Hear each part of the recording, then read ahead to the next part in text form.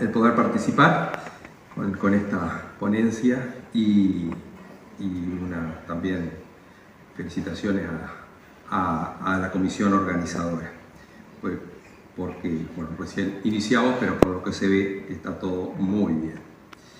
Bien, lo que yo les voy a compartir es un inicio de una investigación, ¿tá? Digamos una punta, una línea de investigación que, bueno, comenzaré quizás en breve. Por tanto, como todo inicio de investigación, les vengo a presentar el tema, despertar el interés y un poco reunir, esto sirve para reunir un poco los datos con los cuales cuento. Se trata de una santa en la colonia del Sacramento. Nos estamos refiriendo a Mamantula, que ha sido canonizada recientemente, hace poco más de un mes, por el Papa Francisco, por la Iglesia Católica. Quiero desarrollar esta disertación en 3 puntos. No voy a utilizar PowerPoint, espero ser claro. Un primer punto es ubicar a esta santa, a Mamantula, en un contexto, en ese contexto de la evangelización latinoamericana. En segundo lugar, hablar un poquito de ella, quién fue, su acción, su persona y su acción, y también su feminismo, ya que estamos en épocas de feminismo, ¿no? Aunque estamos hablando de alguien que vivió en el siglo XVIII. Y en tercer lugar, concentrarme un poco más en lo que es el objeto más directo del tema, que es su presencia aquí en Colonia del Sacramento, en la banda oriental y, bueno, especialmente en Colonia del Sacramento. El punto 1, ¿por qué ubicarla en un contexto general? Una, por necesidad, todo tema tiene que estar contextualizado, toda investigación tiene que estar contextualizada, pero sobre todo porque debemos ir tomando conciencia cada vez más de cuánta entrega ha existido en los protagonistas de nuestra primera evangelización en el Río de la Plata en la época colonial.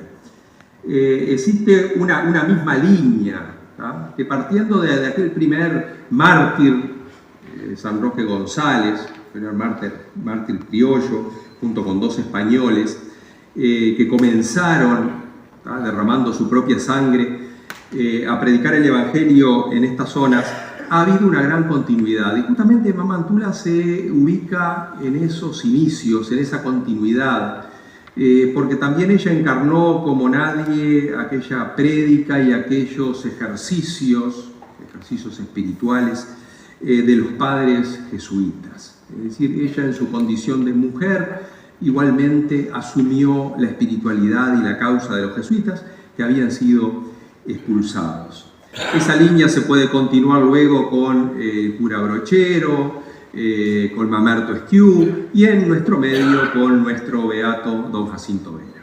¿Tá? Es decir, es una línea de evangelización que tiene mucho que ver con los jesuitas, que arranca de esos primeros mártires del Paraguay y que llega a nuestras tierras. ¿Qué características tiene? Bueno, es gente muy intrépida, con un gran amor a Dios, que es capaz de entregar su vida por la fe y sobre todo con una gran consustanciación con su pueblo, ¿tá? Es decir, ellos tienen la consigna de servir a través de su misión, a través de su función, servir a su pueblo. Y por eso todos dan la vida, ¿tá? Y son toda gente de condición diferente, unos son sacerdotes, otros son obispos, y en el caso de Mamantula era una laica consagrada, pero laica al fin, no era religiosa. Entonces digo, gente variada, que hoy la Iglesia reconoce su santidad y por eso la ha canonizado a todos ellos, y de ese modo los pone también como modelo a seguir, modelo sobre todo de entrega por sus semejantes, de entrega por su pueblo. Segundo punto, Mamantula, María Antonia de Paz y Figueroa. Nació en 1730 en Santiago del Estero y falleció en 1799 en Buenos Aires. Conocida también como María Antonia de San José, porque ese fue el nombre que ella se quiso poner cuando se consagró. Y llamada por el pueblo humilde Mamantula. Entonces, de cualquiera de esas 3 formas podemos reconocer a esta misma mujer que yo definiría con una gran capacidad de manejar contratiempos y frustraciones y de hacer de ellos oportunidades. Esta es la gran enseñanza que nos deja, ¿no? Esta mujer que vive tantas dificultades en ese siglo XVIII. Así es su camino misionero, un camino sacrificado, ¿no? Es decir, tras la expulsión de los jesuitas en 1767, ella que se había formado con los jesuitas no se queda rumiando su tristeza y lamentando la ausencia, ¿no? Sino que sale de aquel dolor que le había causado la ausencia de sus padres espirituales y da causa a ese deseo ardiente que tiene de proseguir la obra de los jesuitas, la obra especialmente de los ejercicios espirituales de los jesuitas. Entonces, bajo una frágil apariencia física se esconde realmente un corazón de apóstol, ¿no? Que nada ni nadie va a detenerla en su misión. Va a ser maltratada, va a ser despreciada, va a ser objeto de desconfianzas, de burlas, de rumores, y no se deja derrumbar por ello, ¿tá? Como tampoco se envanece con los reconocimientos que también va a recibir. Todo lo vive desde la fe, desde la simplicidad y sobre todo desde una gran libertad interior. Estamos hablando del siglo XVIII, una mujer que sea libre. No fue una feminista en el sentido contemporáneo del término, pero se abrió camino en un mundo donde el prestigio, la identidad y el lugar se alcanzaba por la pertenencia o por la referencia a un hombre. En ese mundo estrictamente masculino, ella se sabe abrir camino y utiliza para ello las estrategias femeninas. No es que utilice las estrategias masculinas, utiliza las estrategias femeninas, es decir, la cooperación, la complementariedad, la audacia y la astucia, la firmeza, pero también la delicadeza. ¿Sí? Así pudo caminar más de 4.000 kilómetros, que fue lo que caminó para continuar la obra de los jesuitas. Desde muy joven había comenzado la dirección espiritual con los padres jesuitas, luego se consagró a la espiritualidad jesuita, aunque no era posible porque era mujer, pero ella igual privadamente se consagró y colaboró con los ejercicios espirituales, en la organización de los ejercicios espirituales con los padres jesuitas durante 20 años, ¿tá? Especialmente con los ejercicios espirituales destinados a las mujeres. Sin duda, la expulsión de los jesuitas, como decía, causó en ella gran dolor. Así se lo hace saber al padre Juárez, que fue su mentor, un padre que no era jesuita, era mercedario, y le expresa, dice, la pena, y cito textualmente, al ver la compañía de mi Jesús, extrañada, retirada y desterrada de estos países. Este es mi tormento y este es mi desconsuelo. Es decir, aquel decreto de Carlos III de 1767, por el cual expulsaba a los jesuitas de los dominios españoles, no detuvo para nada el fervor de esta mujer y permaneció unida igual a los jesuitas a través de la correspondencia. Es enorme la correspondencia que existe de ella, de hecho se la considera la primera escritora femenina, ¿no? de estas tierras por su gran epistolario, ¿no? Es decir, tiene un ánimo muy intrépido, y entonces esa falta y vacío espiritual que habían dejado los jesuitas, ella en muy buena medida lo supo suplir restableciendo la práctica de los ejercicios espirituales. Al año de haber seguido los jesuitas, ella comienza ya organizando los ejercicios espirituales porque los conocía muy bien su organización. Entonces, con el permiso de la autoridad eclesiástica, va a comenzar una primera experiencia en Santiago del Estero.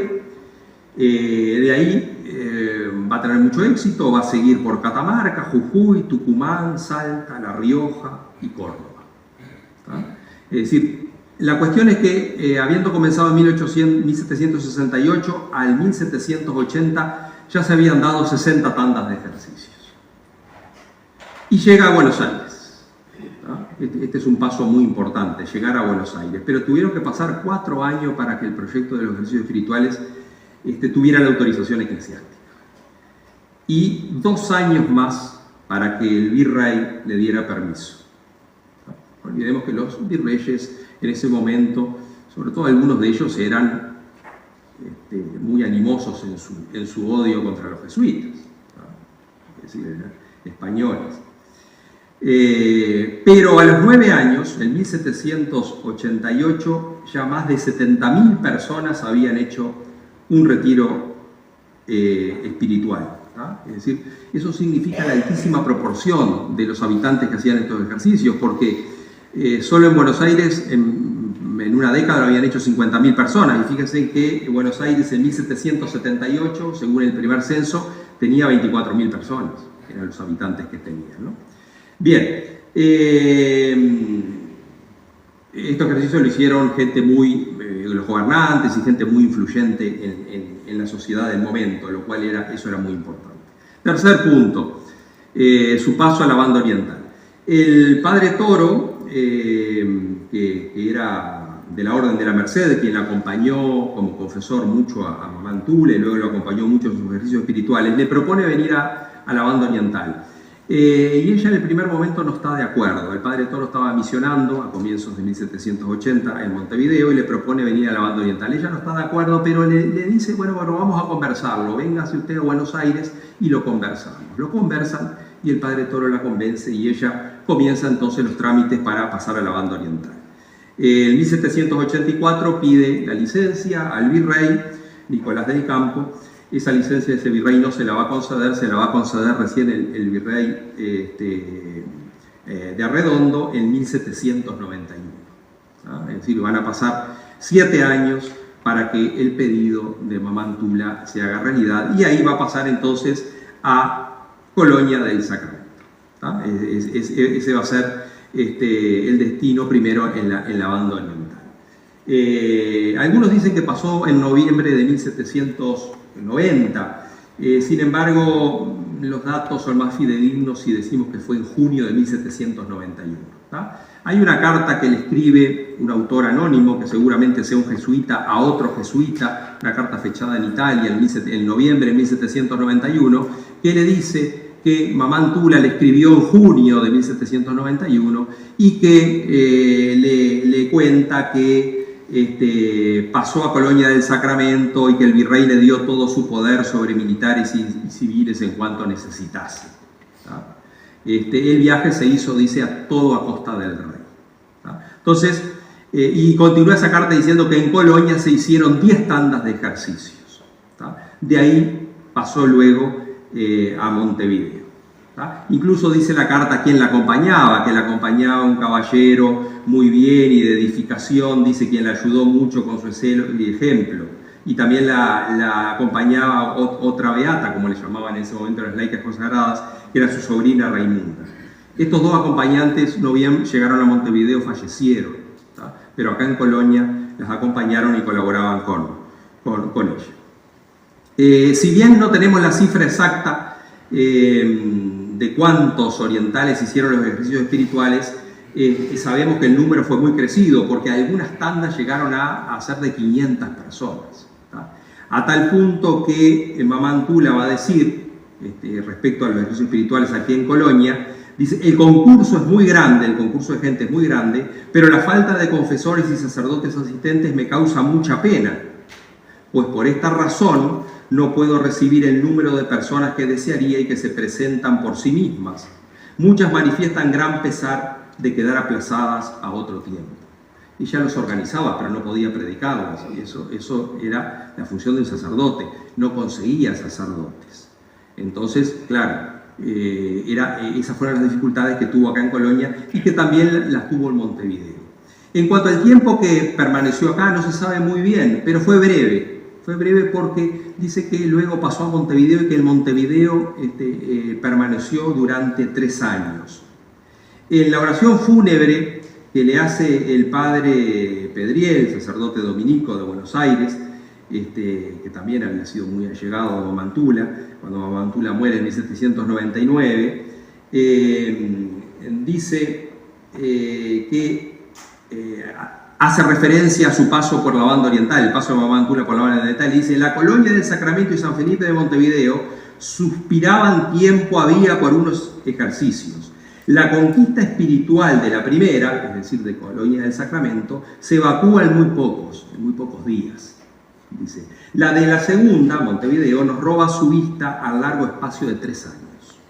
Aquí entonces va a estar muy poquito tiempo, pero el Montevideo va a permanecer durante 3 años, ¿no?